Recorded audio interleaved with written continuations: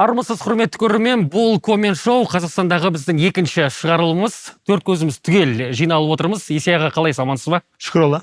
Есей Шенісұлы, Ербол Қайыров. Ереке, қалай келдіңіз? Астанадан күнде Комен Шоу үшін ұшып келіп жүрсіз ғой? Иә, әр дүйсенбісен келіп тұрам. Көшіп келмейсіз ба? Егер де тұрақты жұмыс болса, онда келемін онда.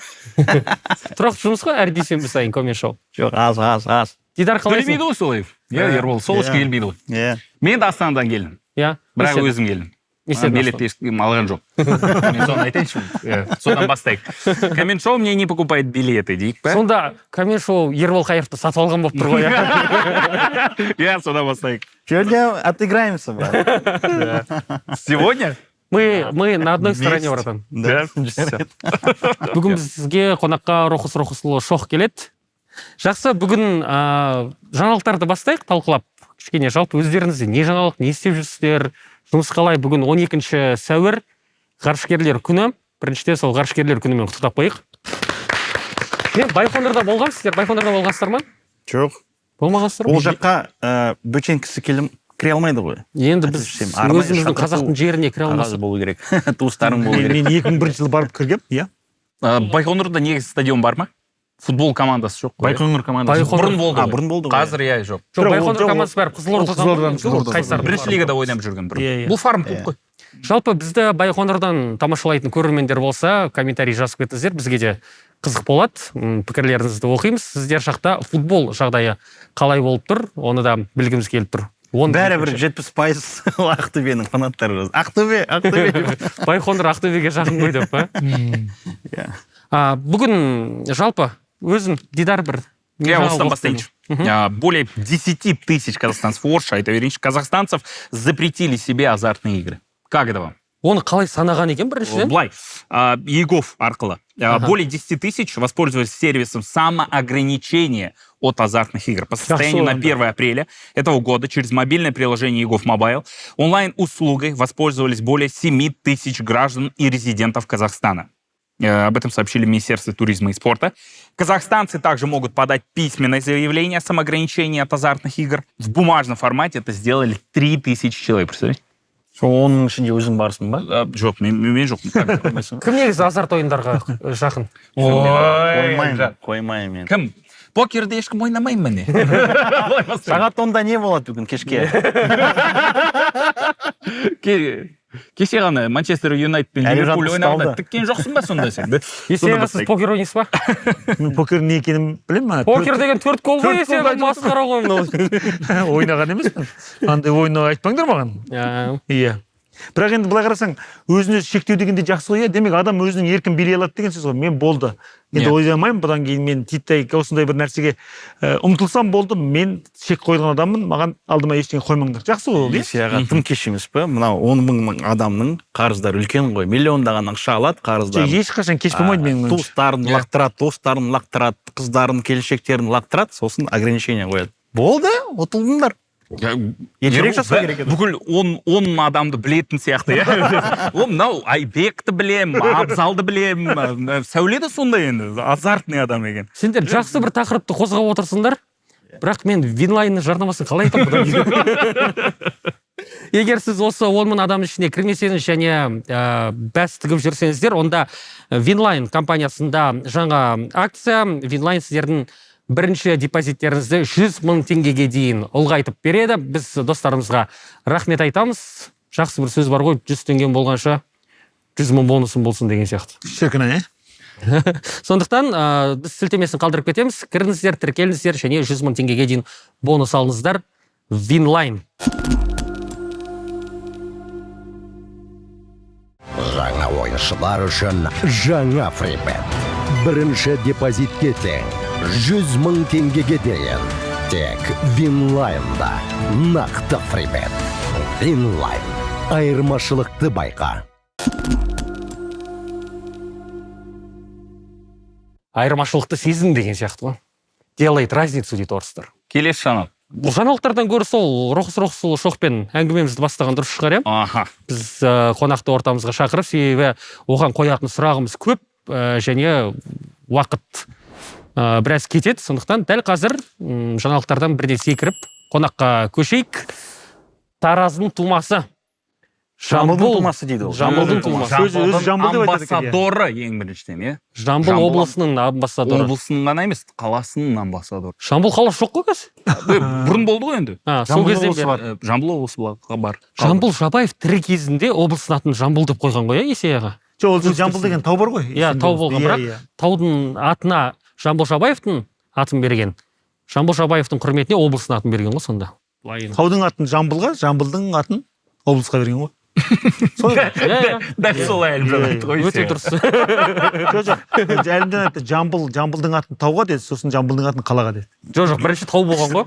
Бірінші Жамбыл деген тау болған. сынып кетті. Простите. Жамбыл жайлы Рохус шоқтың өзінен сұрайық. Ортаға шақырайық. Рохус шоқ. Қонақта.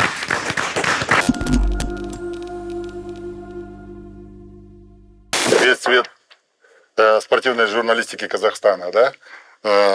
За исключением, сразу говорю, за исключением, чтобы не обидеть одного важного, который вне конкуренции всегда, Ермухамед Маулин. А так все здесь. И, конечно, для меня... Встречайте, Ермухамед. Ермухамед, привет. На самом деле, очень приятно сегодня будет пообщаться, потому что действительно, вы меня, конечно, затянули. Здесь только один Ербол чего стоит. Самый опасный. Сразу с неприятного вопроса. Не, подожди. Не, давайте начнем. Давайте я поприветствую наших телезрителей, болельщиков. Релакеш, Курмельте, Жанкейлер, Телекорермердер. Здесь суфлера нет, сразу скажу. Да, как бы. Нет, слушайте, на самом деле... Он не Гарибян, который суфлера читает. На самом деле, я казахский язык изучал в школе, да, в советское время. И у меня по казахскому языку было 5, И это не потому, что учительница казахского языка была соседка моя. Тогда давайте... Даже стихи помню на казахском. Он на казахша сөйлесейік, Рохус. Но, честно говоря, не буду стихи читать. Например, «Кель балалару кылык», я его знаю, этот стих. Ну, потому что найдутся хейтеры обязательно. Лучше не буду читать. Тогда будем задавать вопросы на казахском языке. Я замечу, что мы с вами одним рейсом прилетели. Это правда. А почему бизнес? А потому что так хорошо встречает ваша компания. Эти билеты мне купила ваша компания. Ну, в комфорт, да? Ну, слушайте, я что, должен был отказываться, если мне покупают бизнес? Я не отказываюсь. Это говорит из уважают гостей. Я не знаю, вы простым летели. Вы рабочие, а гостей уважают. Наверное, это правильно. Вы же сами сказали, что я звезда. Рабочий. Не, звезда, ну рабочая. Рохусу все простительно, потому что он летел бизнесом через Тарас. Ну, понимаете? Это правда. Всю жизнь я лечу через Тарас. Да. Потому что это мой родной город, Нет, мой любимый город. Рохус, давайте с И неудобных самый вопросов. лучший город в Казахстане. Смотрите. И вообще на планете. Какой инсайт вам больше всего о вас запомнился, что опубликовал Ербол Каиров? Почему вы так сразу его встретили и говорите, он самый опасный? Ну, потому что ты сейчас вот любого функционера в Казахстане задай вопрос, кто самый опасный. Все скажут, Ербол Каиров. Ага. Он самый опасный. Он всегда что-нибудь хочет отверткой так просверлить. А это Есть. правда, что он говорит? Ну, это вопрос другой уже. Давай, это такой дискуссионный Ербол, вопрос. Что означает ваше имя? Рохусович Шох. Ну, Имя, смотрите, на самом деле это немецкое имя, да, древнее. Даже в Германии, если брать, очень редко встречаешься, очень древнее имя. У нас так получилось, в семье Шох всегда звали Рохус, третьего сына. Когда раньше были всегда большие семьи, у моего отца было 10 братьев-сестер, да, и третий сын был назван Рохусом, да, и дед мой тоже был Рохус. И у меня были и прадеды Рохусы. В общем, это была Рохус такая. А у меня получилось, родились 2 дочки. У старшего, у Антона, 2 старших брата, у меня Антон и Александр. У одного дочка родилась, у Антона, у Александра 3 первые дочки, и только 4-й сын его назвали Рохус, чтобы не потерять такую преемственность. У меня На самом деле был вопрос. это такое католическое, христианское имя, да, которое это святой Рохус. Вы знаете, есть святые там. Да, вот он как бы святой официально. И очень много, если брать Францию, Испанию, Италию, Швейцарию, Австрию, Южная Германия, Бавария, там Баден-Вюртемберг, там очень много вот так называемых этих церквей, и там много этих стоят памятников именно Санта-Рохус. А вы можете себя вы назвать так святым активно, Рохусом казахстанского Ну футбола? нет, конечно. Хорошо подготовились к этому вопросу. Рохус, как вас различали в семье? Вот мне всегда это интересно, когда в семье так много, вот, допустим, Александры, их там 5 в семье. Папа Александр, дедушка Александр, 2 детей Александр. Не, ну как мама звала? Мама. Ну, мама звала, это просто. У нее были там ласкательные, но вообще-то Рохус — это папа, а я был Рохусик. А на немецком языке как обозначается? А это не переводится, на самом деле. Оно Не, больше... просто на русском языке Рохус Рохузович. Да. А на немецком как будет по отчеству? Только Рохус. Рохус так идет. Фон Рохус, можно сказать, только я не дворянин.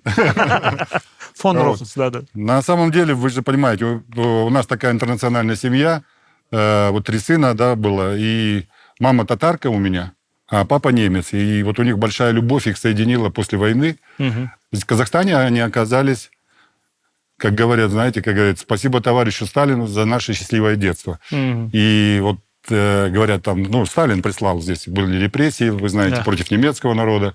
Отец пережил страшное, он был в лагерях, он валил лес, он еле выжил, у него отнимались ноги. Вся семья была, в общем, в ссылке, а он вообще был в лагерях только по национальному признаку. Это была вот такая история. Но на самом деле, я считаю, все по воле Божьей, Всевышнего. И то, что я родился на такой благодатной земле, и то, что в Джамбул уже приехал, моя семья приехала, то есть отец приехал уже не по репрессиям, можно сказать, да, потому что их сослали дальше, но здесь уже репрессии как раз ослабевали. 55-й, 6-й год уже Сталина не стало когда. В Казахстан сразу в Джамбульскую область, да, получается? Ну да, и вы знаете, после тайги и после этого все, Джамбул, отец, как всегда говорил, говорит, это как будто мы попали в рай. Потому что, ну, реально здесь там было тепло, хорошо, люди хорошо воспринимали, там гостеприимство высокое. Казахи, они делились всем последним, хотя сами там не были богаты. Это правда. Я все время, когда слушаю эти истории, мне прям всегда плакать хочется. Но это правда. Это говорили наши родители. Это мой папа, который умер в 19 году, пережив все тяжести сталинских репрессий, подчеркиваю, тяжести, да, все сталинских. Вот, он пережил, и вот это, когда здесь приехали, и такой вот такой прием теплый от казахов, от местного населения, это, конечно, дорогого стоит. И они, конечно же, родители это передавали нам. Тем более у нас семья такая интернациональная. Я говорю, мама у меня, видишь, тюркских кровей, татарка. Но вы родились в Таразе Да, конечно, это родной. Мы все 3 брата, и Александр, и Антон, все там родились мы. и начинали заниматься футболом вы там. Слушайте, я уже люблю это говорить и вспоминать. На самом деле мы родились в такой спортивной семье, хотя отцу, конечно, было некогда заниматься там. Он начинал водителем, был и на Целине, и где только не был, да, вот, работать, я имею в виду. И он был один из первых автомобилистов в городе Джамбуле. Он спортом занимался, и как занимался? По возможности. У него спортивные данные были выдающиеся. Я вам сейчас на минутку скажу. И он выступил на первенстве «Автобас» тогда, Казахстана. И его попросили толкнуть ядро. Вы понимаете? Он толкнул ядро на 16 метров. Это где-то в 50 каком-то году. Потому что тогда олимпийский рекорд мира был что-то около 17-18 метров, сейчас точно не помню. А он на 16 без подготовки, без ничего взял, толкнул его. Такая сила в нем была. Вы представляете, его пытались увлечь спортом, уже там у него Саша был рожден уже, сын был, он, конечно, ему какой-то там спорт был. Но он спортивный был невероятный и любил, и дед у меня, все любили футбол невероятно, да. И вот нас водили на футбол. Я, когда родился, родители рассказывают, меня принесли в пеленках на футбол. На Джамбульский стадион, тогда болельщики помнят, еще деревянный, вот на том месте, где сейчас центральный, тогда был деревянный стадион, я его хорошо помню. Когда еще играл у нас, я застал это время, я хорошо помню время энергетика, меня приносили еще, когда это «Менталист» был, команда называлась «Джамбул». Вот. И вот с того времени я говорю, то есть я футбол, когда говорят, в пеленках. Ну вот, 100%. А для вас в детстве кто был кумиром вообще?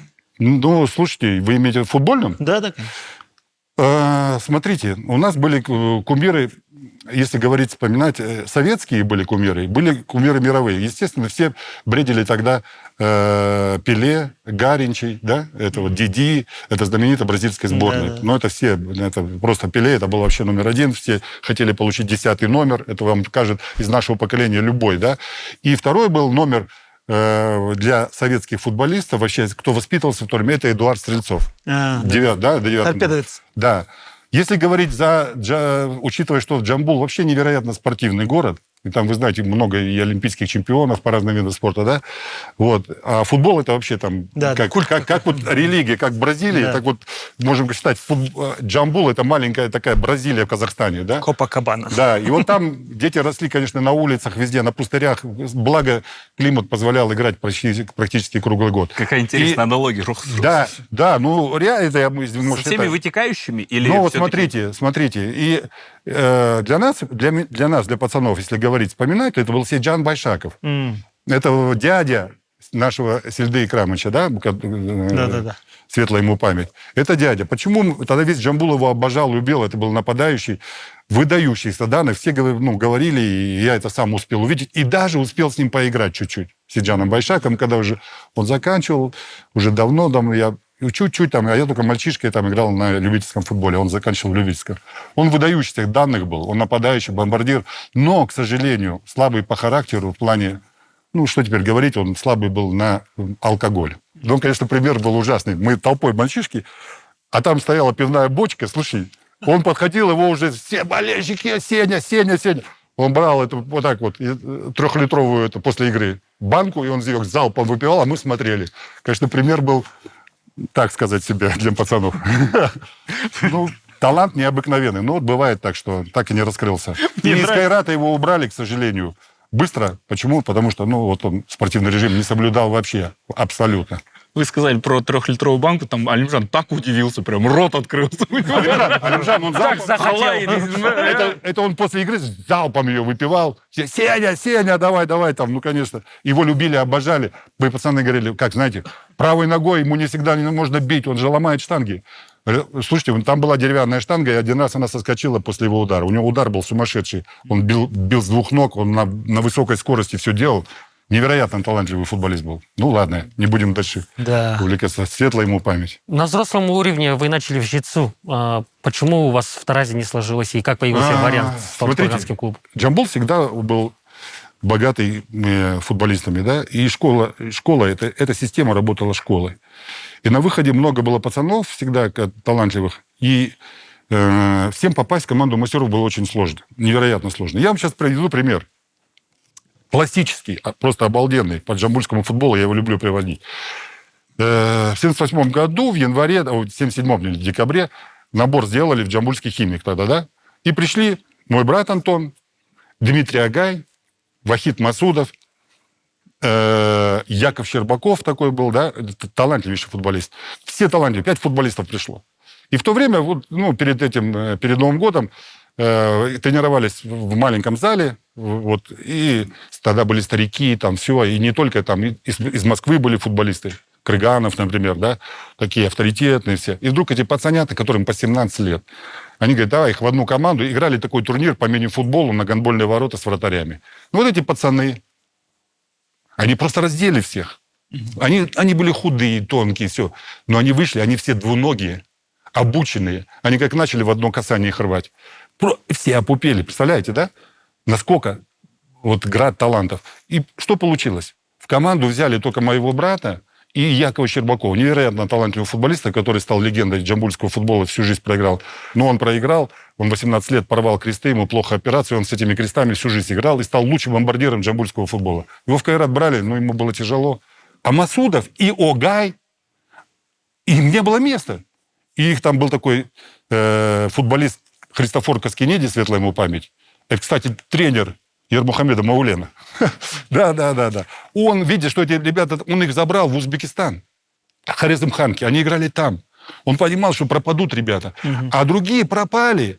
Ну, например, Устабаев Рахмон, тренер Зайнудинова. Я знаю. Да, Устабаев Рахмон. Он бы мог играть, я уверен, в Кайрате. Понимаете, это все говорят. Ну вот он не прошел. Но я не хочу говорить, что у меня так сложилось. У меня сложилось все хорошо по-другому, по уровню моих возможностей и таланта. У меня не было такого таланта. У меня было огромное желание и целеустремленность. Но прежде чем попасть в профессиональный футбол, я играл на очень приличном уровне. Был тогда чемпионат Казахстана по коллективной физкультуре. А потом меня уже пригласили в GTSU. Вот, я решил попробовать себя в более там высоком уровне профессиональном. Хотя, я считаю, уровень вот первенства Казахстана был очень высокий, на самом деле. Вот я могу еще назвать целых ряд футболистов, Человек которые спрашивает, начинали. в чем секрет? В чем секрет Джамбульского? Джамбульской школы футбола? Смотрите, город невероятно спортивный. Да, в то время было там 300 тысяч У населения. нас все города спортивные. Да, нет, это невероятно был спортивный. Вы, наверное, видите это, да? Потом много было полей, все. Вот построено в городе было, если говорить, вот, просто невероятно. Стадионы, полей, спортплощадок, может, они не, ну, по тем временам хорошего качества были, да? Конечно, южный край. Конечно, погода там позволяла играть круглый год, что, в принципе, и в Шымкенте, и частично в Алмате, да? Талдыкургане, допустим. Но основное все-таки, конечно, это систему, которую создал Евгений Петрович Рот. Это тот тренер, которого почитали и Байшаков, там, и Талгаев, и все поколения джамбульских футболистов. Да? Он стал, за минуточку, он стал заслуженным тренером заслуженным учителем Казахской ССР и заслуженным тренером Казахской ССР. Это невероятно, невероятно. Получить 2 звания. И именно он создал эту систему, этот тренерский коллектив, которая работала и выдавала на гора таких талантливых футболистов. Готовила системно, технически обучала хорошо, тактически. Они выходили в команду мастеров великолепно технически готовы, тактически готовы. Их только надо было функционально довести, чтобы они обросли мясом и так далее. Вы понимаете, да? И вот эта система, она работала. И почему говорят до сих пор еще эта система? Да потому что еще отголоски той системы до сих пор дают результат. Допустим, спросите этого, кто подготовил, допустим, Зайнудинова или Исламхана. Вот как раз Рахмон Мустабаев. Он воспитанник той системы. То есть вот эти тренеры, они тоже это поколение, да? Сейчас неплохо работает центр, его возглавляет Сергей Пак, который начинал пацанов вместе с Олегом Литвиненко. Тренировал. Да, но он уже тренировал его как в дубле. А он, Сергей Пак, возглавляет. Он тоже из той системы. То есть остались, но системы уже той нет, конечно. Она поэтому не выдает столько по качеству. Не, нормально выдает. Выдает. По меркам Казахстана очень даже. Да, но может больше намного. Ну да. Если выстроится система. Но есть же слава опасения, богу, что есть такие, будем говорить, продолжатели этого Но дела. есть же опасения, что скоро все это закончится потом при нынешнем отношении к футболу в Таразе. Это больная тема. И я хочу сказать, что сейчас помню Сельду Икрамыча Байшакова, когда мы начинали проект UG-лиги, он был первый амбассадор, и он так переживал. Он говорит, он ходил мне, Рох, ну что это такое у нас в Джамбуле творится? Ну, мы между собой называем Тарас Джамбул. Называем там все джамбульцы. Джамбул, ну, того поколения. Да, вот. Ну, что это? Как так можно опустить? Ну, конечно, это невероятная история. Команда сохранила место в высшей лиге, в премьер-лиге. Берут, снимают. Я спрашиваю у министра спорта, у руководителя, почему? Ну, мы так в первую лигу идем, закроем долги. Это бред полный. Ну и что, еще больше долги стали. Я не хочу вмешиваться, пусть разбирается, но это, конечно, больная тема. При этом очень. никого не посадили, что интересно. Ербол. Сколько там директоров было? Надо было разбираться. Ербол, это не наша сторона, знаю, да, да. И, конечно, это больная тема, то, что происходит до сих пор в джамбульском футболе. Мне непонятно, и до сих пор есть долги, и до сих пор там нету директора. Да. И, к сожалению, надеюсь, что новый Аким все-таки примет меры какие-то, да, и выстроить систему, потому что, в Джамбуле должен быть большой футбол, там и болельщики, люди любят футбол. Ну, слушайте, это история казахстанского футбола. Это кладезь казахстанского футбола. Надеюсь, что все-таки вырулится эта ситуация и улучшится. А Будем эту систему надеяться. можно возродить или... вы можете представить себе, что советская школа, она будет актуальна в нынешнее время? Смотрите, всегда остается в нашей жизни, ведь мы должны понимать, мы если будем говорить, жить теми временами, это тоже так неправильно. Должны жить. Футбол идет, жизнь меняется, да? Вы не замечаете, какая заметка была от Александра? Я же что? Я говорю, мы должны жить бугун. Бугын, правильно. Бугын. Бугын. Да? Там вдвоем отрабатываете контракт, Киджи-лига. что ли, Киджи-лиги? Да. Слушайте, да я буду рекламировать всегда. Я тебе в Дай открытую бог. скажу. Я Да. я скажу, смотрите, на самом деле, конечно, все возможно выстроить системы. Вот если брать в Казахстане, свою систему выстроил Кайрат Алматинский, да? Да. Надо отдать должное. Выстроили инфраструктуру, систему, и она работает, она дает плоды. Когда это пойдет в масштабах Казахстана, это обязательно даст плоды. А такие города, ну, будем говорить, плодовитые, как Тарас, Шымкент, они будут давать действительно, знаешь, прям выдавать на гора футболистов. Но надо выстраивать систему, надо вкладывать в инфраструктуру, надо развивать инфраструктуру, обучать тренеров, обучать менеджеров. Это большая, серьезная работа. И она делается. И в один час ее вот так вот раз не получится. Но главное, она делается шаг за шагом, уже началось. Я верю, что это возможно, и это реально. Но понятно, что это только, допустим, Федерация футбола, она не сделает. Здесь, конечно, нужна помощь и государства, особенно в инфраструктурных проектах. Бизнеса, регионального, большого, да, чтобы они были заинтересованы вкладывать. Потому что вроде это такие проекты, которые не окупаются, да, кажется, чисто материально, но они окупаются, потому что ты вкладываешь в людей, в их социалку, да, вот, создаешь новые рабочие места для этих, и вообще здоровье нации. И я думаю, что это очень важно, конечно, в первую очередь инфраструктуру поднять в Казахстане, особенно для детей, для детского футбола, как самого массового вида спорта. Просто за 30 лет у нас была построена Астана-арена, и вот за последние годы это Тобыл-арена появилась, там Туркестан-арена совсем недавно, но мне кажется, это история, которая... О ней неприятно вспоминать. И какие-то сподвижки вот только-только начинаются. Есть реальные основания верить в то, что казахстанский футбол изменится, что будет какое-то новое талантливое поколение, которое в последующем будет выступать на достойном уровне? Ну, я в это верю. Если мы не будем в это верить, если вы не будете все верить, мы не передавать свой нарратив Знаете, хороший... почему я не верю? Подожди. Вот, если не будем передавать, то мы не изменим ситуацию, раз.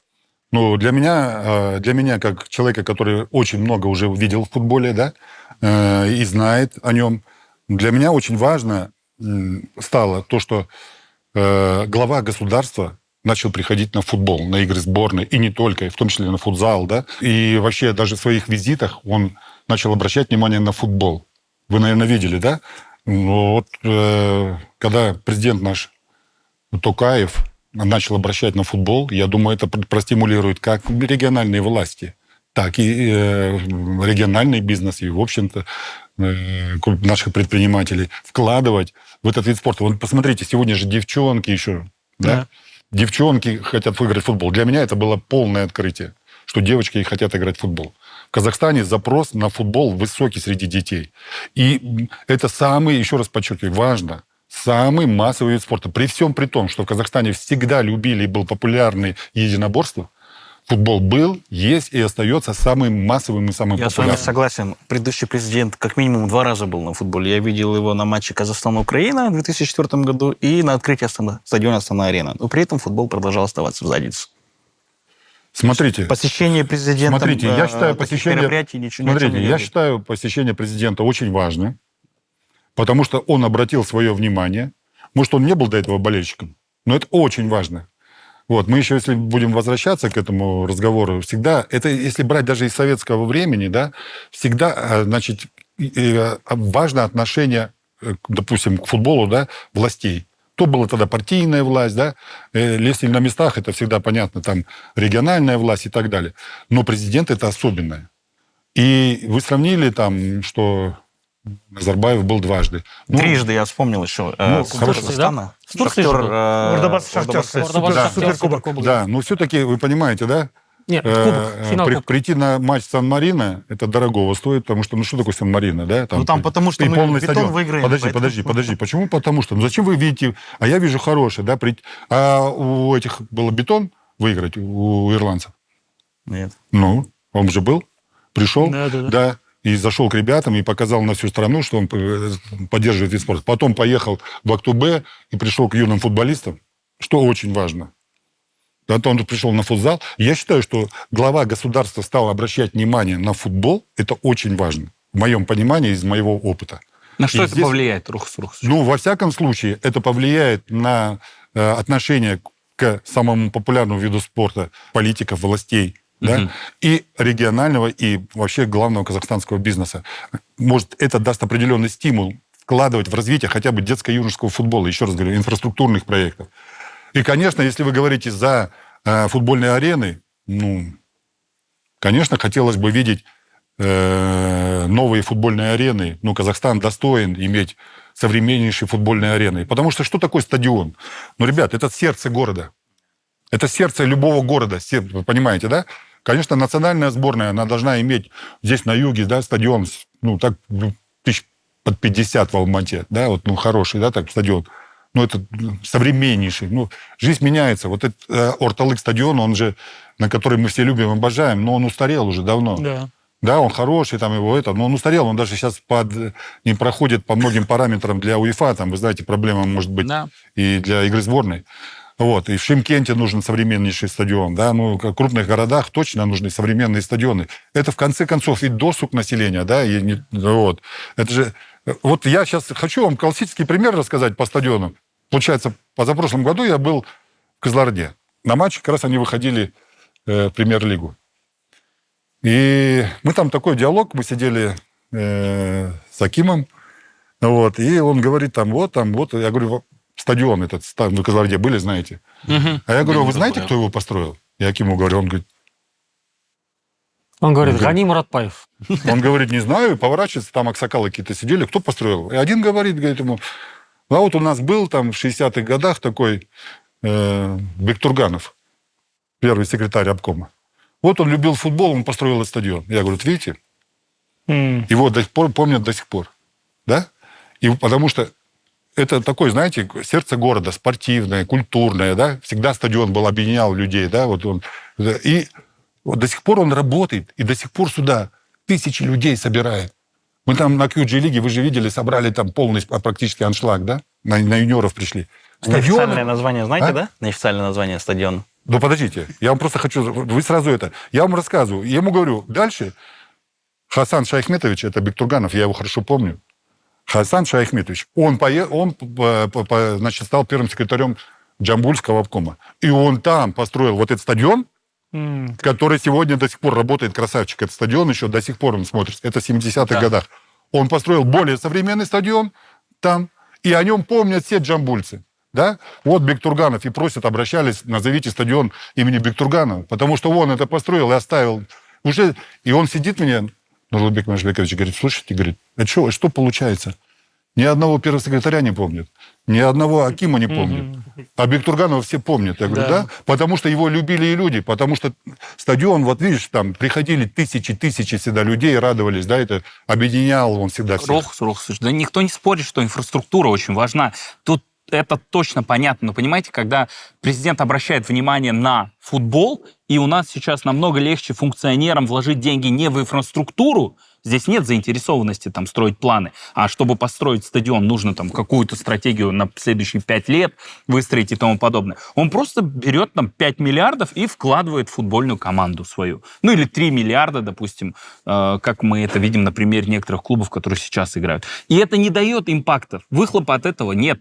Клуб появляется, еще и отмена легионеров, и там появляется тысячи и тысячи легионеров, и все. Понимаете, там нет речи, не идет о новых стадионах.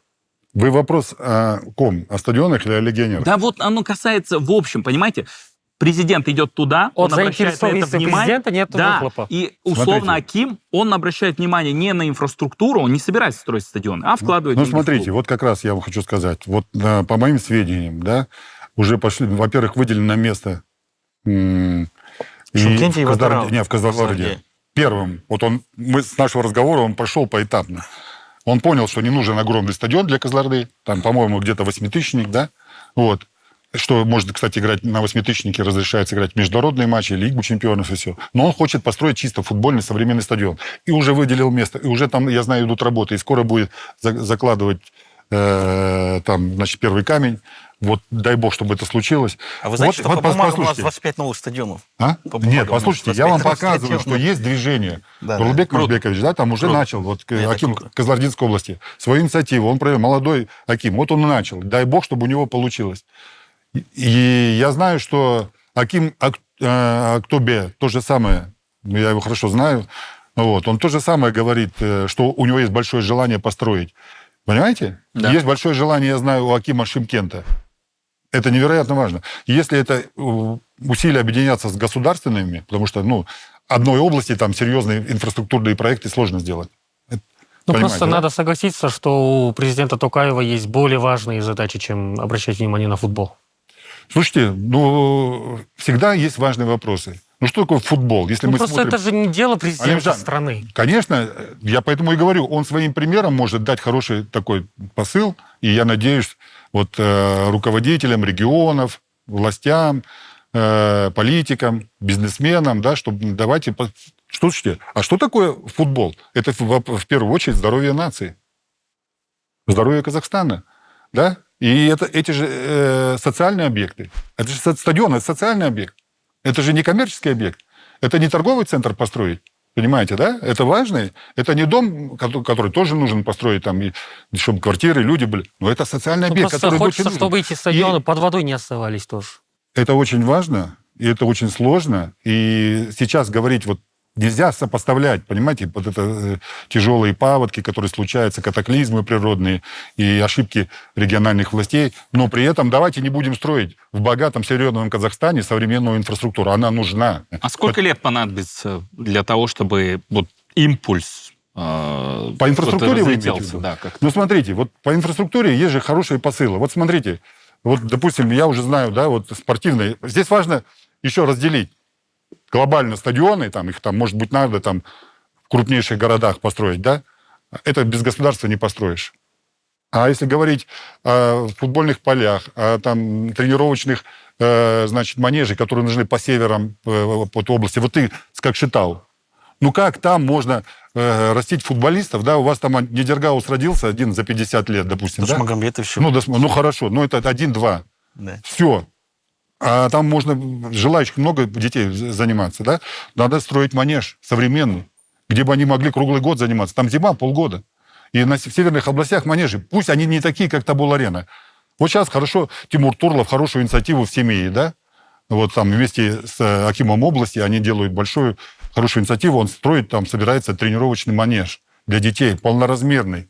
Да? Это здорово, это классно. Вот, пожалуйста. А в Актау, где тоже, кстати, проблемы с стадионами в прошлом году, уже один бизнесмен построил мини-стадион, на котором, кстати, собирается играть QG-лига. Они сейчас его в июне, надеемся, полностью ведут в строй. Маленький, на 500 мест, компактный, с искусственным полем. А в Актау вообще ничего не было. А детей, занимающихся футболом, валом. Вот, пожалуйста. И вот так двигается. Знаете, как кирпичик за кирпичиком меняется. И начинает региональный бизнес строить сам. Это очень важно. Это очень хорошо, когда бизнес приходит в футбол. Я к этому веду, что это не дело президента страны, а вот именно в регионах, чтобы это все прям... Кто за это Конечно, не отвечает? дело. Президент страны дает посыл. Да, Посыл. я согласился. Смотрите, обратите, давайте, ребят, давайте все вместе. Ну, как бы посыл Вы, дает. когда были главой профессиональной футбольной лиги Казахстана, какие работы были проделаны для улучшения Вы инфраструктуры? прям сразу туда. Давайте мы пройдемся еще что-нибудь. Давайте, Про роту давайте, поговорим, давайте немножко там это, все только про наши. Давайте немножко там, да, мы Я про хочу Джамбул говорили, получить про это. ответ на этот вопрос. Вот Что? вы, когда были главой ПФЛК, какие были сделаны работы для улучшения инфраструктуры страны? Смотрите, давайте, если вы, я думал, мы попозже об этом поговорим, но если вы хотите, давайте, пожалуйста. Я, конечно, начал сразу ездить по регионам, смотреть, в каком состоянии находится вообще футбол. Понятно, что я не терял связь с родиной, я приезжал, я работал, у меня здесь много друзей, вот, не только в Джамбуле, а по всему Казахстану, да, и коллег, конечно, но я же не знал досконально всего, как находится. Конечно, вот тогда я увидел, в каком состоянии находится инфраструктура. И у меня вот такой вопрос. Смотрите, мы знаем о непростых отношениях Саяна Хамиджанова и Адлета Барменкулова. Да? Так. Кто-то считает, что вас пригласил Саян Хамиджанов, кто-то считает, что Адлет Барменкулов. Вы самостоятельная фигура или представитель какой-то команды? Смотрите, я точно самостоятельная фигура, но приглашал меня Адлет, да. Я приходил к президенту федерации. Саян, как мог меня пригласить? Он что? Я его, конечно, знал. И уважаю его, я его знаю, я вам скажу, когда он еще генсеком был, больше 20 лет. Угу. А Адлетом нет, мы позже познакомились, но я, конечно, Адлета не знал так хорошо, допустим, как Саяна. Кто-то познакомил же вас?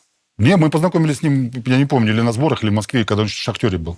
Вот. Это была история другая, но да, он сказал, давай вот твои знания, опыт, там, все, давай вкладывай себе на родину. Вы очень быстро нашли общий язык, как я понял, да? С Адлетом? Да. Слушай, Назарбаевич. с Адлетом Назарбаевичем нормально, мы начали работать, все нормально, все было хорошо, и слава богу. Вот. Вы хотите сразу, наверное, какой дальше вопрос дать? Нет, почему-то нет, ушли, да? Роксович, я же не получил ответа на вопрос. Что? Ну, вы, когда были главой лиги, инфраструктуру... Смотрите, чтобы изменить, лига сама, она не может изменить инфраструктуру. Но она какие-то может требования по регламенту Послушайте, могут... она может... Вот, ты правильный вопрос задал. Что мы сделали сразу? Я сразу внес жесткие регламенты. И сказал Адлету Назарбаевичу, да, говорю, давайте жестко, вплоть до того, что мы лигу лучше сократим, но останутся те, кто будут проходить четкое лицензирование. Это будет болезненно, это будет плохо. Значит, вплоть до того, что выкидывать клубы не по спортивному принципу. Вы были готовы, чтобы 10 клубов играли? Нет, в потому ВШ? что Адлет Назарбаевич сказал, что будет 8 команд. Даже 8 команд? Послушайте, я не собирался взять вот так всех повыгонять, это глупо было бы. Но 1-2 команды можно было подрезать. И для меня, в принципе, если говорить на какой-то этап, было оптимально 12 команд, да? Все-таки 10 для Казахстана это маловато. Ну, и чтобы и конкуренция была игроков, и плотность лучших игроков казахстанских находилась там, да. И самое главное, лицензионный, инфраструктурный, который мы приняли, и который частично сейчас работает, но ослабили, к сожалению, но это такая история. Второй момент важный, чтобы были жесткие лицензионные моменты по финансовой составляющей. И это тоже важно. Понимаете, да? То есть мы уже включили рычаги. Ну да, к сожалению, не все они сработали, как я хотел. Но это уже не моя история. Спасибо. Было 2 момента, которые... Это, наверное, самые заметные ситуации, которые возникли в момент вашего руководства ПФЛК. Первый эпизод, это, наверное, когда вы не соответствовали требованиям президенту ПФЛК, вы не являлись гражданином Республики Казахстан и не проработали в казахстанском футболе 5 лет. И на тот момент все задавались вопросом, как вам удалось занять эту позицию. И, кстати, планируете поменять? Ну, смотрите, во-первых, юридически, давайте так. Юридически к тому, когда я пришел на выборы, уже был изменен устав. Угу. Специально под вас подделал? Я не знаю. Спросите. Нет, просто про это писали. Вопрос не ко мне. Значит, я выбирался абсолютно легитимно, и здесь никаких вопросов нету. Дальше. Что касается самих выборов, естественно, меня выбрали все клубы, и это было абсолютно демократично, и все присутствовали. Единогласно, получается. Да, но все присутствовали, что важно. Все, и вторая лига, все. А вы знаете, я сам бывший сотрудник лиги, я знаю, что им просто пофиг абсолютно, Нет, какого голосовать. слушай, им просто перед фактом ставят. Я выступал, я был, и это не было таким, знаете, на бумаге сделанным, да? Ну, к сожалению, такое тоже бывает. Вот. А это было пофиг, не пофиг, но здесь при всех я выступал, говорил, мы знакомились. Вот. И для меня это лично было важно, потому что кого-то я знал, кого-то я не знал. Я должен был увидеть, услышать, из руководителей, там, допустим, Григорий Лория сразу встал и сказал, я этого человека знаю много-много лет, и для нас это только, будет огромный плюс, что он придет как профессионал, и нам тоже здесь вольет. Он здесь наш казахстанец, он здесь родился, вырос, воспитался, говорит, я его помню еще футболистом. То есть он хорошие слова сказал, добрые. Я это помню. Он поддержал, как один из аксакалов казахстанского футбола, да. Ну и не только. У меня, в общем, коммуникация выстроилась довольно быстро, и я не вижу проблем с руководителями быстро. И для меня было важно развитие клубов. Лига развивается вместе с клубами, понимаете. Так не бывает, что лига развивается, клуба нет. Если развивается, для меня это важно было. Поэтому я создал там совет лиги, да, там. Мне важно было всегда слушать обратную связь, не собираться только на пресс-конференциях. Это нужно было оперативно решать вопросы. И это не было проформой. Совет лиги, он должен собираться, он должен работать. Они так бумажки послали туда, и бумажки пришли. У нас собирался, мы говорили и слышали все друг друга. Это очень важно. Понимаете, да? Да. Я пробовал изменить ситуацию, что-то получилось. Что-то Смотрите, у вас планы были наполеоновские. Вы объездили практически все регионы. Не все, но многие, привели нового спонсора для Кубка Казахстана с перспективой, что они станут титульным спонсором чемпионата, да? Потом произошел разлад в отношениях с Адлетом Барменкуловым. После этого вы покинули должность. Что произошло тогда? Вот. Только он может так задать. Нет, я знаю свою версию, я слышал все. Да, ваши версии. Смотрите. С ваших уст услышать. Давайте будем... Конечно, я прям буду сидеть, сейчас вам не буду рассказывать, как все произошло. И так все помнят, возвращаться. Да, у меня было свое видение на развитие казахстанского футбола. Профессионального футбола. И я четко ее обозначил федерации. Не только Адлету, вообще все федерации, руководство. Да. Я вижу вот так развитие. да, для меня было важно из лиги создать продукт. Что такое продукт, сейчас будут там слушать болельщики? Продукт – это когда лига сама зарабатывает деньги. Как живет лига до сих пор и сегодня? Собирает взносы, да? Собирает взносы с клубов и живет за счет этого. Ну, слушайте, ну, эта практика, она может быть, но от нее надо уходить. Это она, в общем-то, порочна. Для этого нужно было первое, что я начал, честно говоря, по большому счету, ну, не то, что конфликт, недопонимание у нас было в том, что я говорил, что надо все права передать лиге на несколько лет. Там, да? Это федерация, исполком должен передать. Передать права не только на проведение соревнований, это на технические, коммерческие, очень важно. Чтобы лига сама научилась зарабатывать. И клубы зарабатывали. И вместе с ним клубы. А не так, лига сказала, вы будете вот только так. Так не бывает. Это должен быть совместный заработок, вы понимаете, да? И лига должна перекрывать, давать доходы. И клубы должны вместе расти. И вот эта практика, мы здесь не поняли друг друга. Кстати говоря, как я ушел, вы видите, через год сейчас вот буквально лиге отдали права. То есть я был прав, получается, понимаете? Отдали права, все права отдали, ну и слава богу, я показал, что я был прав. Но это нормальная история, да, у нас стало... И мне, ну да, мы, конечно, с атлетом разговаривали, с Адлетом Назарбаевичем говорили, он говорит, ну, слушай, ну, мы вот видим вот так развитие. Я говорю, я вот так. Он говорит, слушай, ну, ты там сильный проект начал здесь, пойдем ко мне вице-президенты, у тебя большой проект QG-лиги, давай так. Я говорю, слушай, я приехал не воевать в Казахстан, к себе на родину, да? Это моя родина, ее дал мне Бог, а не кто-то, да? Мои родители и Всевышний дал мне эту родину. Я хочу свою миссию внести, да? Вот не просто так. Вот. Если я буду сейчас доказывать, и если вы не слышите меня, значит так. Будем вот здесь двигать. Все.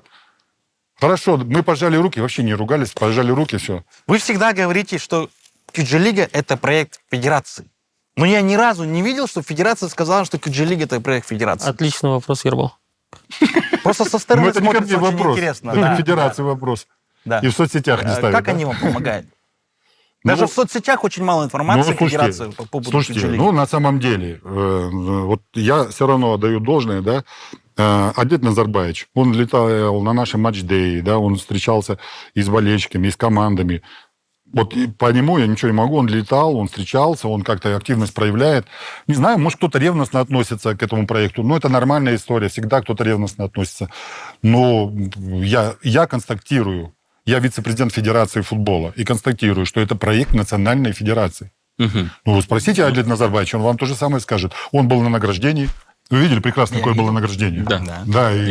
И вы же помните, какой был там золотой алтын баритон Казахстана. А? Казак, алтын баритон. Я думал, вы про конфетти скажете. Нет.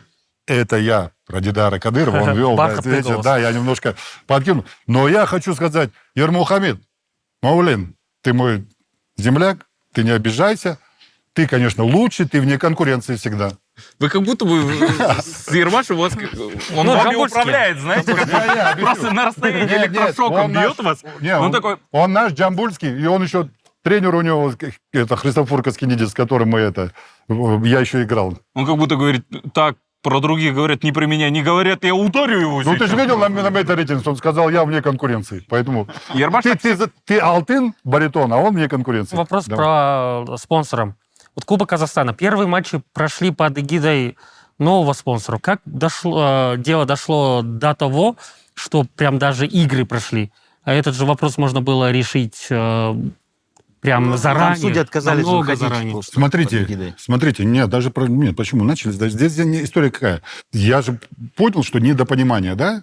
То, что нам удалось, я имею в виду нашей команде по ФЛК, привлечь нового мощного спонсора, он, конечно, он был мощный. Он давал... 3,5 миллиардов тенге за 3 сезона. Слушай, на самом деле там все еще больше. Ну, я вам скажу, там хорошие, серьезные деньги приходили, и клубы их получали. Мы перекрывали все взносы. Ну, слушайте, это было мое видение, да, как идти двигаться. В федерации было другое видение. Нормальная история. Я же вам сказал, что к ней возвращаться? Я сказал, я не буду воевать, давайте, все. Мы пожали руки и работаем. И все равно сейчас ко всему этому приходит. Сейчас смотрю, там XBet пришел, там это, да? Дай бог, будет еще лучше. Казахстанский футбол точно не проиграл.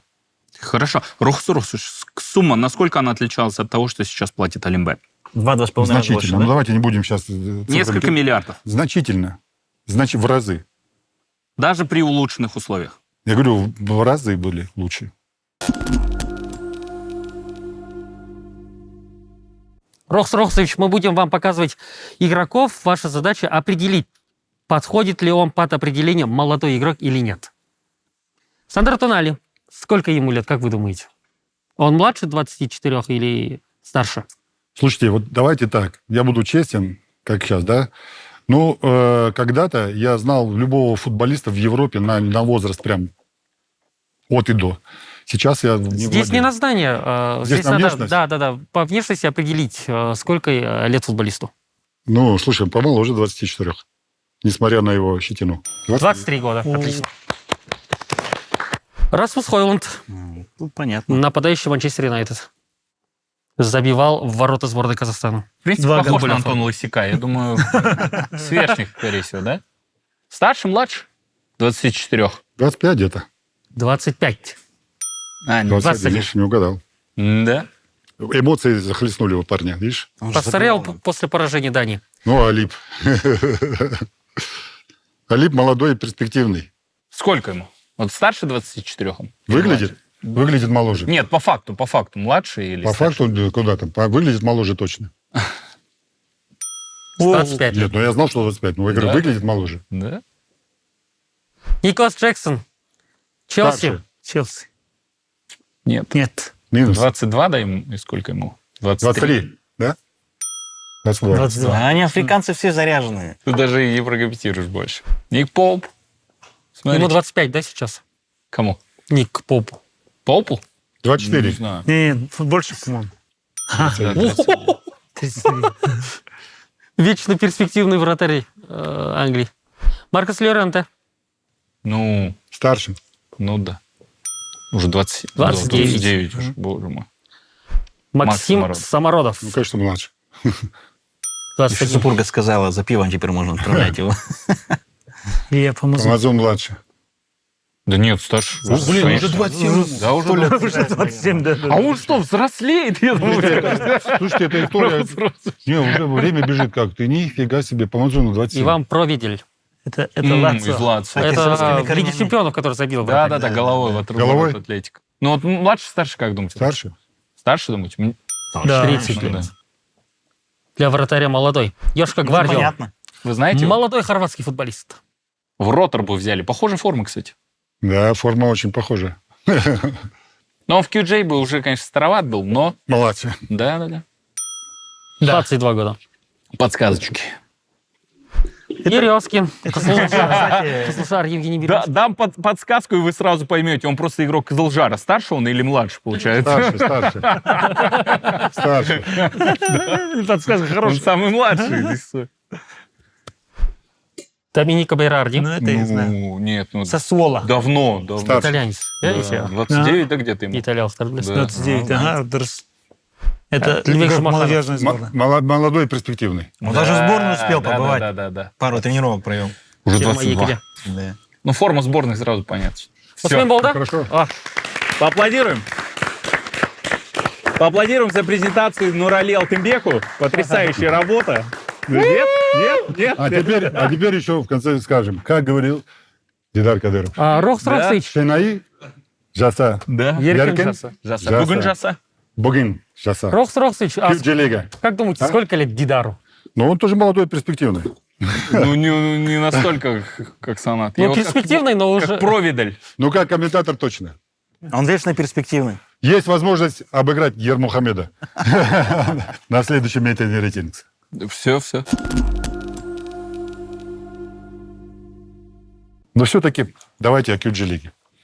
Да, когда я увидел, в общем-то, картина, мне стало примерно понятно, как движется футбол, инфраструктура, юношеский, массовый. Конечно, я понимал, надо что-то сделать такое, да?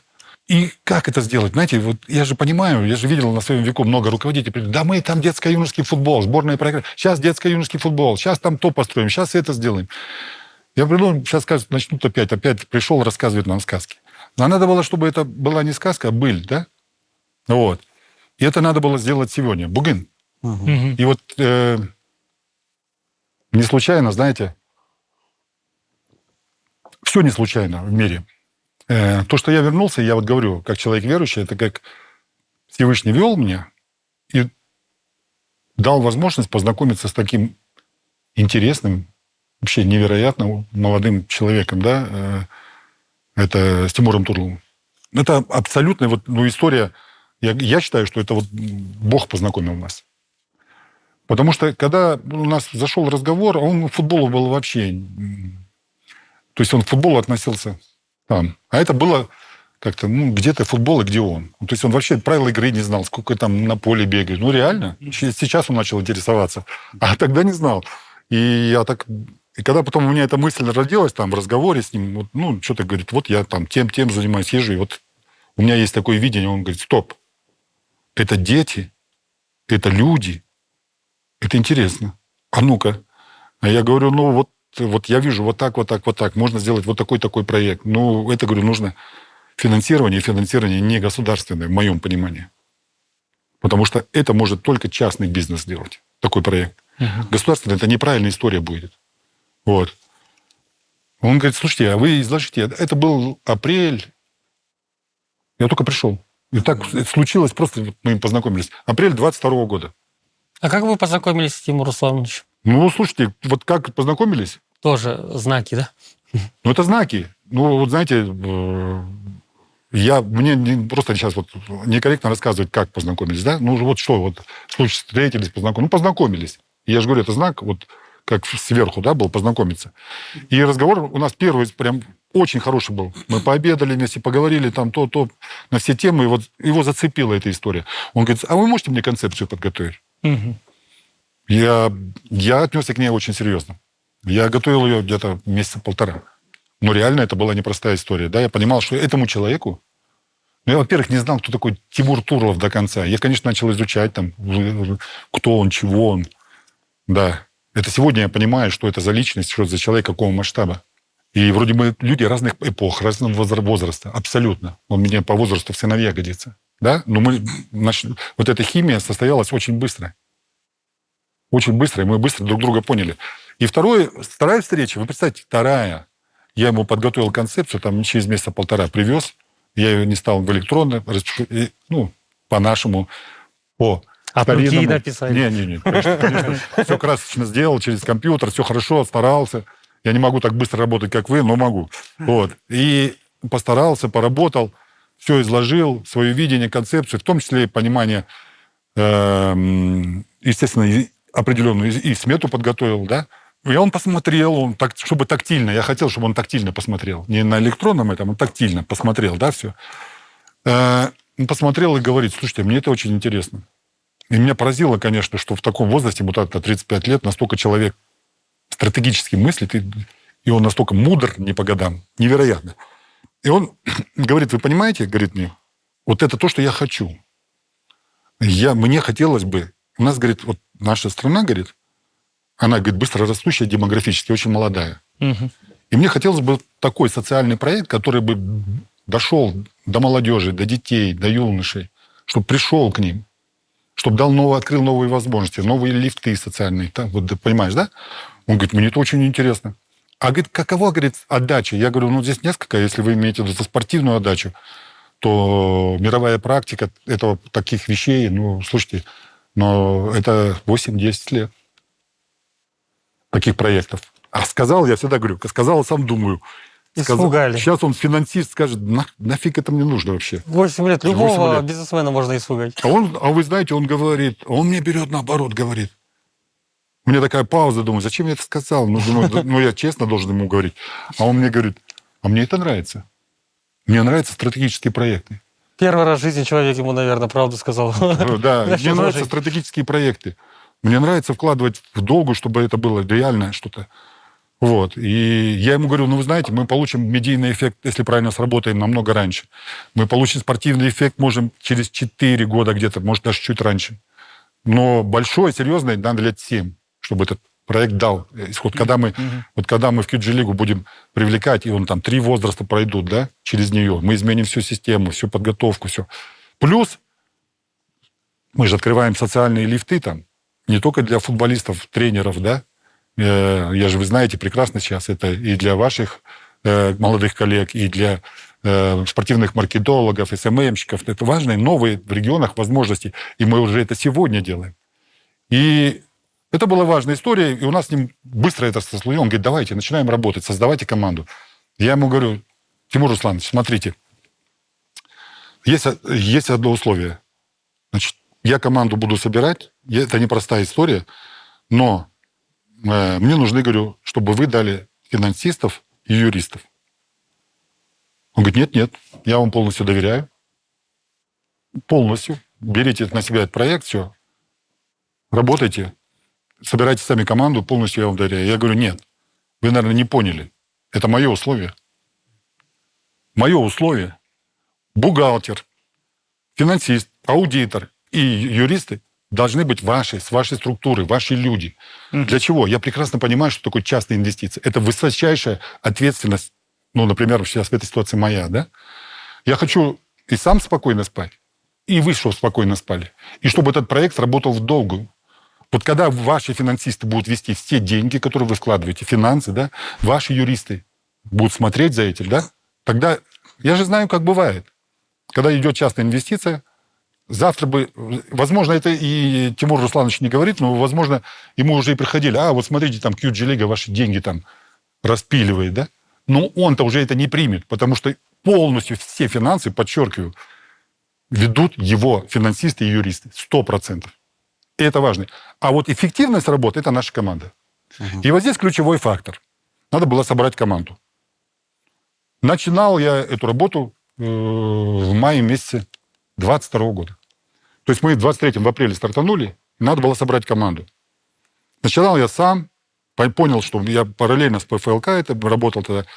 Вот. Я понял, что надо что-то срочно набрать людей. То есть я поставил для себя главные критерии.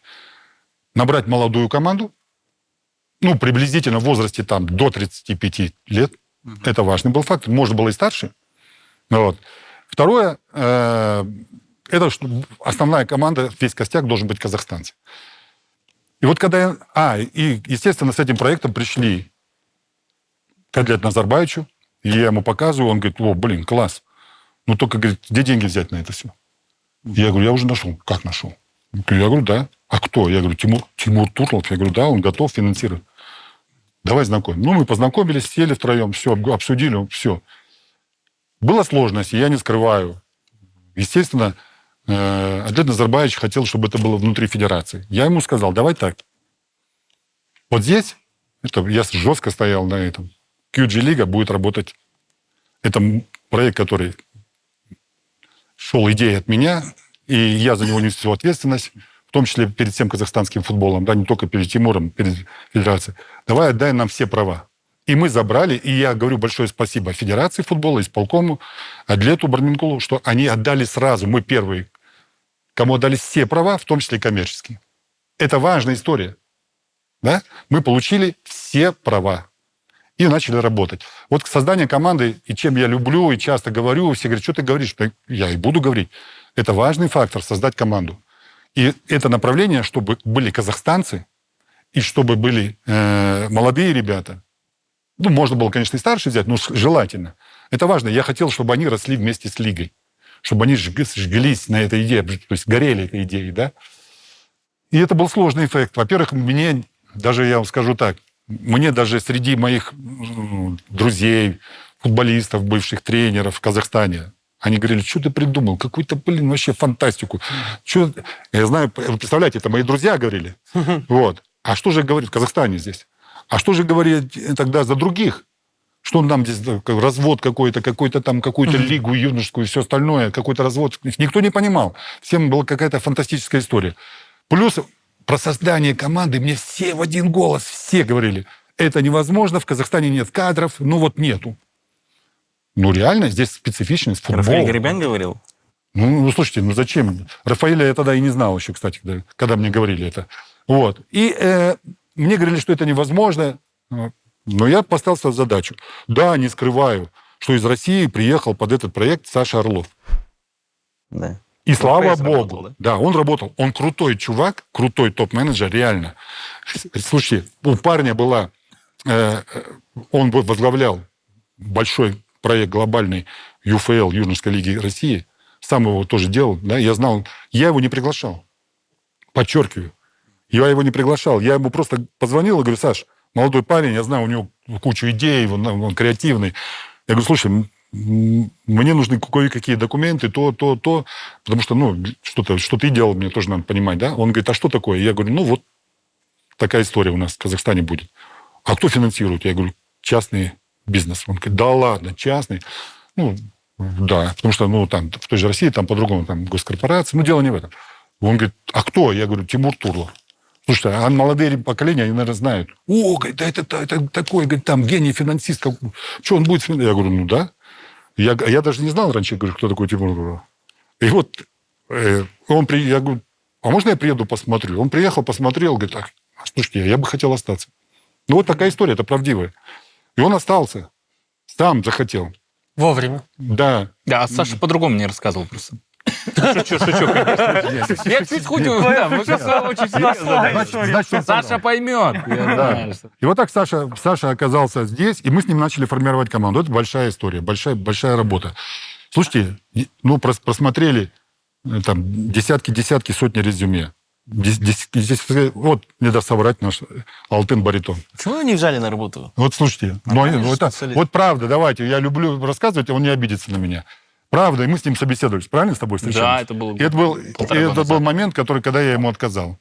Я отказал последний, потому что Саша мне говорит: блин, вообще топ на тебя. Угу. Саша говорит: вообще топ, вообще такого пресс-атташе, Дидар Кадыров, это находка, это то. Мы с ним сидели, беседовали, но реально, я его же не знал, Дидара, но реально топ, профи, красавчик. Он говорит: мне интересный проект. Я говорю: мне вообще просто захватывает. Он так мне говорил, да, это правда. А я ему говорю: а что у тебя? Он подтвердит. Ты знаешь, какие языки в совершенстве? Он говорит: русский, ну и говорю на казахском. Я говорю: я подчеркиваю, литературно в совершенстве. Помнишь, что я сказал? Да. Он говорит: казахский, литературно я не знаю. Он честно сказал. Я говорю: не обижайся, Дидар. Это важный фактор. Потому что этот проект, пресс-атташе должен владеть двумя языками: государственным, в первую очередь, и русским, как языком межнационального общения, в совершенстве литературно. Мы потому что изначально сразу себе начали позиционировать, что у нас в первую очередь тут казахский и второй русский язык. Это обязательно. Да? И пресс-атташе, ну, вот так было. Угу. И вот так Дидар Кадыров не стал членом нашей команды. Хотя он член нашей команды, помогает нам в комментаторских делах и во всех. Вот так мы начали. И я горжусь тем, что мы сделали то, что казалось невероятным. Да? Мы собрали ребят, я их всех, ну, сейчас не буду времени терять, всех поименно могу назвать. Вот. И я их на награждении называл, вы помните. И я Пару горжусь. человек забыли, они обиделись потом. Ну, ничего, вспомнил потом. Вот. Это же там на эмоциях было. Когда премию выдаете, Слушайте, не забыть. Да. И важно, что каждому говорил на собеседовании: вы понимаете, надо жить этим проектом. Мгм. Надо гореть этим проектом. Тогда у нас получится. А это действительно так, потому что мы же общаемся между собой. У вас же сотрудники до 10 вечера, до 11 вечера в офисе работают. Ну, смотрите, вот история. Причем Да, сами да. хотят так работать. Мне Да. нравится аргументация Алимжана. Не, вот смотри. Вот Фильмы там смотрят. здесь Вы их держите, да, получается? никто, я вообще не слежу, когда они приходят, когда уходят. Это вообще история такая. Хорошо мне сказал по этому поводу руководитель Атырау Алишер Абсалямов. Он говорит: ну, говорит, ваши команды все идейные ребята. Да, Он говорит: невероятно идейные. Он говорит: это я точно, говорит. Ну, и это вот самое большое достояние. Понимаете, у нас ребята, вы знаете, с Актобе, с Алматы, с Астаны, с Караганды. С Караганды Бекижана взяли. Да. но все они Да. жамбульские. И 2 девочки из Джамбула, которых взяли, не было джамбульских, вот один я был. Теперь, да, из Тараза 2 девочки сейчас пришли, новенькие, Анар и Алкупа. Вот красавчик. Алкупа. Да. Вот. Потом, значит, из Семея, ну вот. Ну, то есть с Усть-Каменогорска, Аяжан, да. Девочки, ребята, все молодые, все, ну, реально. Я им говорю: смотрите, мы этот проект, вот точно я вас не буду ругать там, да, ну, Саша там Орлов, он такой, где-то их там держит иногда жестко. Я говорю: иногда я, конечно, могу там поправить все, но вы, говорю, должны расправить крылья и лететь. Творите. Вот тогда у нас все получится. Мы должны жить идеей. Это же не говорит о том, что вот там, допустим, у Куандыка дети, да, Кубы? Вы знаете его? Еремик Паев. Да, я знаю. Бывший вратарь. Да, бывший голкипер. Он же не говорит о том, что он должен там днем и ночью. Слушай, мы все понимаем. И он молодец, это как профессионал понимает. Надо до 3 ночи. Надо в праздники, поехал работать. Он понимает. Но он знает, что мы дадим отдохнуть и с детьми побыть, да, и в отпуск. Все понимают. Вот. Здесь все поэтому. Поэтому никто за этим не сидят. Надо, они действительно будут и до 2 ночи сидеть. Надо, они и в праздники выходят. Действительно, они идейные, они живут этим проектом. И они, эта молодая команда, они совершенствуются каждый сами. Они за год выросли, да, и растут дальше. И эти вызовы, которые в этом году еще сильнее, когда мы лигу расширили, масштабировали ее, да, и это же сложно удержать уровень, который мы задали. А надо еще дальше двигаться, и мы это будем делать, я уверен в этом. Понимаете? И они растут. Они ошибаются тоже, безусловно, но они растут как личности. Смотрите, у меня такой вопрос. Вот вы говорите по поводу эффективности. И самое главное, мы перевернули, доказали, что в Казахстане есть специалисты. Надо им дать, доверять. Да, это было непросто. Да. И еще, чем я горжусь, не было ни одного блатного. Даже Дидар Кадыров не оказался в числе блатных. Один вопрос только задам. Вот вы говорите по поводу эффективности частных инвестиций. У вас команда классная, турнир сам качает. Но мы все друг с другом общаемся. Вот для чего покупать лояльность у журналистов и блогеров? Какой смысл? Есть ли в этом резон? Смотрите, ну, во-первых, да, давайте так. Вы говорите о том, что где-то лига работает платно. Да? Вот смотрите, за каждый тенге, я все говорю журналистам, да, ребята бьются. Это нормальная история. Мы зашли, нас никто не знает, к нам относились, да. Мы же хотели выйти в средства массовой информации. Но каждый тенге, все ответственны. Ведь Тимур Турлов, он нам полностью доверяет, да? Вообще еще возвращаясь, я хочу сказать, вот смотрите, он настолько... Вот что для Тимура Турлова, да? Все говорят, там, то. Это для него это в первую очередь социальный проект, потому что он меценат, визионер. Он говорит, что самое лучшее вложение – это в людские ресурсы, да? И он... При этом все думают, что он так просто дает. Нет, он прекрасно понимает. Он видит, насколько его деньги эффективно используются. Так вот, я тебе с полной ответственностью говорю, что наши ребята эффективно используют деньги. Абсолютно. И нам сложно это делать. Потому что, не буду говорить, все привыкли там, футбол там, или даже Freedom Bank, значит, давать деньги. И вот с каждым ведутся переговоры. Там Антон Лысяк, да, там Саш, там, они все работают, так, не торгуются, а отвоевывают каждый тенге, чтобы они использовались эффективно. А выход на прессу, пока мы были неизвестны, это нужно было делать. Вы же понимаете, это как наркотик. Сегодня платите, пишут хорошо, завтра не платите. Послушайте еще раз. Мы, во-первых, не всем платим. Это раз. Многие работают с нами честно. Послушайте. Во-первых, не всем платим. Во-вторых, мы платим намного меньшие деньги, чем другие, абсолютно. Это 100% правда. Чем даже Федерация футбола, да? Ну, я не знаю, чем другие все. Да. Вот. И если мы работаем, это действительно взаимное сотрудничество. Понимаешь, да? Вот и вся история. И это и довольно точная история. Мы не работаем со всеми СМИ. Но нас теперь узнают, и СМИ сами идут к нам. И я это говорил в самом начале. Да, сначала будет сложно, потом придут. Потому что мы делаем позитивное дело. Мы — это QG-лига. QG-лига. Это сегодня. Вот этот девиз «Бугын». Как говорит голос баритона? Да. Делаем все сегодня, да? Это, знаете как, я вам скажу так. QG-лига, казак, футболанын, болашағы. Болашағы және бүгіні.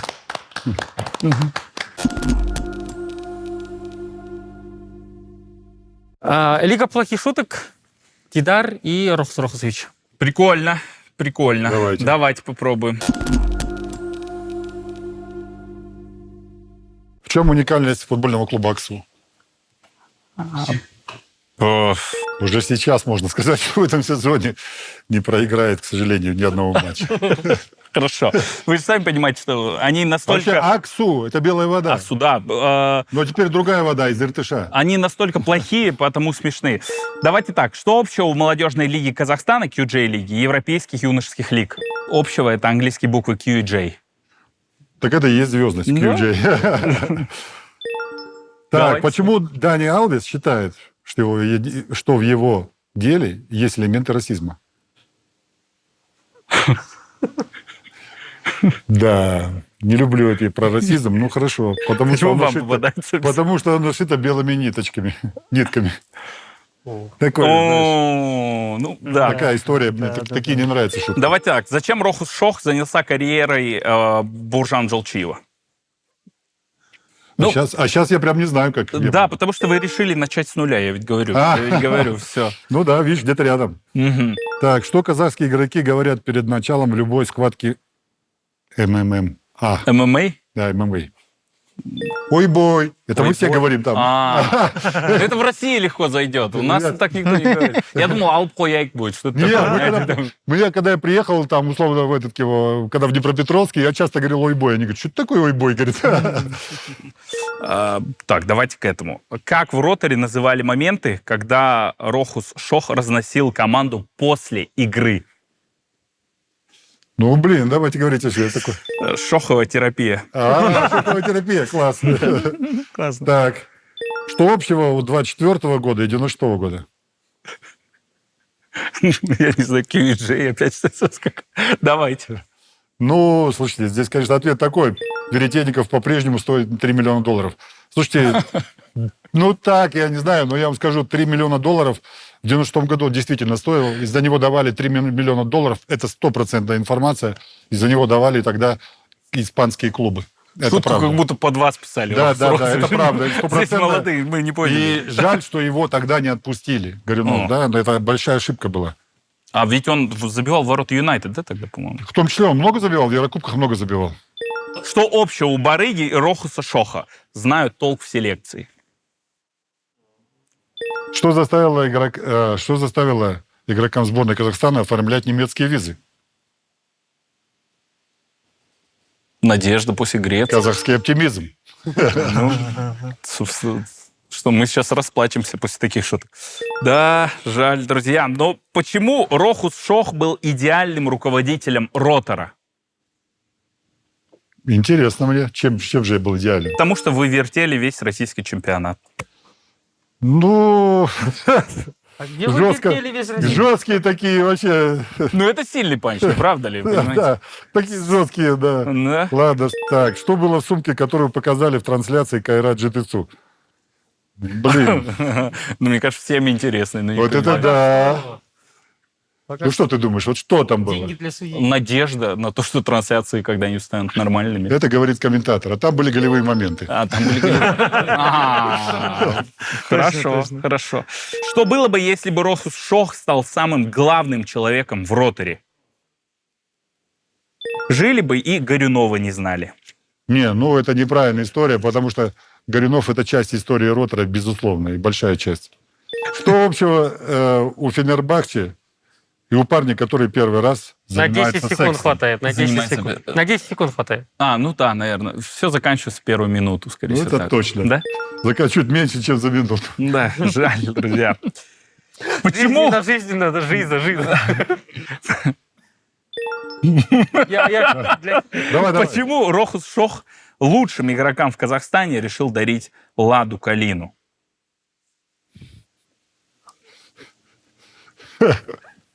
Вот это да. Ну, это с опять Волгоградом отсылка к связано. ротору, да. С Это Волгоградом опять что-то отсылка к связано. ротору будет. Ладу, Калину. Это вообще невероятно. Блин, какие мысли, которые у меня даже никогда не гуляли. Говори. Да, привык дарить игрокам иномарки. Ну, вот, знаете, К чему отсылка? Лада Калина и иномарки. Ну, Нет, вы дарили кому-то иномарки? ну, это не я дарил, а клуб дарил. Понимаешь, да? Клуб дарил, это правда. Но это в роторе было, Да, да? и в том числе Нидергаус получал Мерседес, это правда. Вау. Подчеркиваю, клуб дарил. Если небольшая, если мы уже говорите о Горюнове, Горюнов никогда не был владельцем клуба, а клуб дарил. Это был все-таки государственный клуб всегда. И деньги там 100% бюджетные были. Никаких частных денег в клубе «Ротор» не было. Как будет называться QG-лига, если там в каждом матче будет звучать музыка? Так. Да, я... Так, подождите. Хорошо. В каждом матче будет звучать музыка. Q, J. Нет, я думаю, что там будет QFL будет Читай. наверное, называться. Я не знаю, читаю, что мне Диджей Лига. Диджей-лига. хорошо. Ну, вы к этому идете. Вот в Таразе как раз Домино будет выступать. В Таразе всех приглашаем. 20 апреля открытие. Мы не сказали об этом. открытие нового сезона QG-лиги. Вначале QG DJ-лига, лига. потом QG. Да, будет фестиваль футбола. Мы в прошлом году был там аншлаг, и все удивились. 12,5 тысяч за 20 лет впервые в джамбульском футболе. На юниоров пришли в первую очередь все равно на футбол. Да. Понятно, Тогда все. было круто. Праздник будет, концерт, все классно будет, все. Ну, придут на футбол. Играет футбольный клуб «Тарас», Ю-18 и футбольный клуб «Астана». Обещаем, будет большой праздник. Тарасцы, приходите. Да. Только у вас, по-моему, еще группа «Домино» ассоциируется с диджеями, прям, поверь. Потому что такие, это уже очень старенькие ребята. Почему Ну, Рохус есть же Шох... старшее поколение. Да. Почему Рохус Шох решил назвать лигу QJ? Кстати, я хотел это задать. Слушайте, я могу сказать правду, а вот скажите, что шуточно в этом. Он с этими картами финальную раздачу турнира по покеру выиграл. Это моя шутка. Да, я так и хотел. Я прям туда смотрел. Вот, и Одномастные. всё. Да. Да, Нет, молодец. нет, там стрит просто. Я понял. Мен түсінбеймін. Одномастные можно Роял. Да? Но на самом деле это Казахстан Junior Лига. И мы не просто так разрабатывали вот этот вот логотип и вот этот Бугин, правильно, да, это я читаю по-английски, так, а вообще Бугин, лозунг, да. Это не просто так было все. Это большая работа была. И Тимур Турлов, кстати, участвовал плотно в разработке логотипа и в разработке вообще бренда. И очень важно, вы обратите внимание здесь, да, цвета. И здесь и цвета вот на Q Казахстан Junior Лига, да, цвета флага, а вот этот цвет тоже не случайный, фуксий. Подобрать, чтобы он был яркий для детей, для юношей, для молодежи. Чтобы это было интересно. Чтобы воронка QG-лиги раскрывалась, и больше детей желало, я хочу играть в QG-лиге, я пойду заниматься Я футболом. думал, это жасөспірімдер, жастар. Ну, видимо, случайно. Нет, Казахстан Junior Лига. И вы же помните, когда нам повезло, когда Инфантино приехал, я ему рассказал, он уже знал, федерация ему рассказала о этом проекте, и он дал старт этой лиги. Сказал, вы помните, это знаменитое? Ну, джуниор, Да. Казахстан Junior Лига. Let's go. Это было супер, вообще классно. джуниор это показалось, жастар будет. Ну, по-казахстански, да. Но мы его выбирали, такой международный бренд специально. Но вы и туда попали. Это Да. круто. Попали, Это кстати, и туда, и туда. Да. У вас еще остались? Да, есть. Последний, Почему да, игроки игрок? карагандинского «Шахтера» не ездят на Байконур? Вот это, конечно, шутка. Ну, потому что они на дне. Потому что они боятся вылететь. все, хорошо. Окей. И последнее, ну это поймете вы. И я. Да, так. Сергей вдвоем поймем. Почему считается, что Рохус Шох очень любит ЗОЖ? ЗОЖ. Ну, почему? Интересно.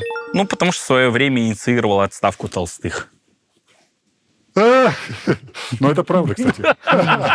Ну, такое, посмеялись, я Это понял. правда. История, ну, и было такое. Спасибо вам большое. Да, впервые вы поучаствовали в таком формате. Вам все-таки еще в Астану через Джамбул лететь, наверное. Да. Джамбул. На бизнесе. Это Да. для вас запустили. Это из Тюлькубаса. Я там играл на стадионе в Тюлькубасе. Было дело. Серьезно? О, Да, круто. было. Локент, футбольный клуб. Первый раз в жизни кто-то сказал Да. Тюлькубасский Ну, стадион. там же сады какие, там же консервный завод знаменитый, там же все вообще было классно. Не до футбола. Сады, яблоки, абрикос там. Вау. Ну, это ветераны. Да, это ветераны. Мне было приятно вспомнить Я уже это ветеран прошлое стал? времена. Да. И вспомните все Улькен инсайды, Рахмет. что писал про вас этот человек. Улькен Рахмет. Все, спасибо. Ага.